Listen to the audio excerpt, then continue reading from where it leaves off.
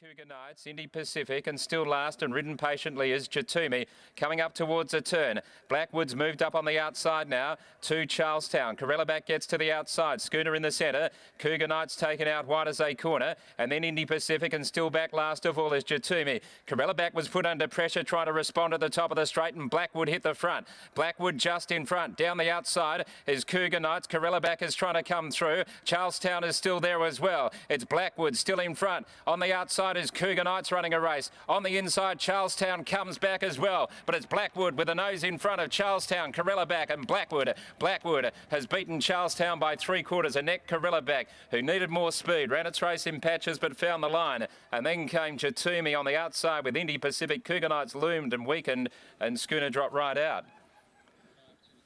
Blackwood, Daniel Stake. Well, he bounces back, and so does the Kersley camp. The wrong one for a lot of punters who were on Debelatio, but Blackwood, who had been working into some sort of form last start, put the writing on the wall with a nice fourth behind Jatumi. Third up from a spell after a Lark Hill trial as well. And has won by 3/4 to Charlestown, who fought bravely. Is probably a half a run short looking at the betting drift. 480 to 750, but ran well. And Corella, the problem was always going to be the speed in the race for this horse, because it really needs a fast speed to show its best and really zoom late when the others are getting tired. Doesn't have incredible pick-up speed off a slow pace. Sat close, which is probably the right thing to do considering the speed. And the horse just wound up that final 100 metres only, really. Cougar Knights dropped off. Indy Pacific got up on the inside, and Jatumi came late down the centre. As we wait on the full list of numbers, it is a photo for fourth placing. So $8 and $3.20 the winner, $3.10 Charlestown second, no third dividend for Corella. So we just wait on this fourth number, and while we do, Blackwood, number 5, is a mare by Blackfriars out of Carrywood, who once won a race at very big odds. Or was that Kellywood? Might have been Kellywood from the same stable.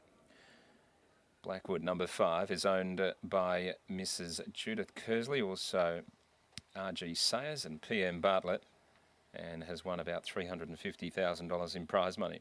It's been a good money spinner. Second home, Charlestown. Number 2 for Lucy Warwick and Justin, by Lords of Leaping out of Natalie Bell, for MJ and Mrs. J. McDermott, and Corella number 3, Chris Parham, Madam Durant, Brown Gelding by Hellabeck out of Corella Girl. Okay, let's go downstairs, and we'll have Mark chatting with a representative of the Kersley yard. A representative, I've got the man himself, Fred Kersley. Great performance there. He showed some signs of coming back into form last start. It previously been pretty disappointing, but that was a really good performance. Yeah, look, she's an interesting horse. In her best form, she's very good, better than average, and had a great 2-year-old season. Then sort of lost her way a little bit in the last prep. She just wasn't right. I had a couple of runs this time in, and probably could have won last start if it got the opportunity late, but, you know, just held up. And today she did it tough and was doing her best work at the end, so very pleasing. You mentioned a juvenile career, obviously one at a black type level there. Do you think she could possibly get back to that? Look, I thought she was going to be better than she turned out, actually, in those early days as a 2-year-old. I thought she had a very bright future, but, you know, things go wrong in racing, and she just, for whatever reason, never raced at her best, but she'll go to stud now, so it's a good way to finishing her racing career. We've got to ask you about Debelatio that he's running the second race here. What was your read on his first up performance? Probably got caught out in fitness, as I mentioned in the media during the week, that the tracks here in Ascot have been very, very heavy with the rain we've had this winter. Trying to get him fit has not been easy, and he raced well but got caught out in the last 100 and weakened. Will he have another run, or will you go to the paddock? If the weather goes away and finds up a little bit, he'll have another run, but, you know, I'm sort of been difficult at the moment, so I'll assess it and see how he pulls up. And I presume he's heading towards somewhere like the Guineas or the Kingston Town? We're looking forward to better racing come the carnival time here in Perth, but he's going to have to do better than that to be a player.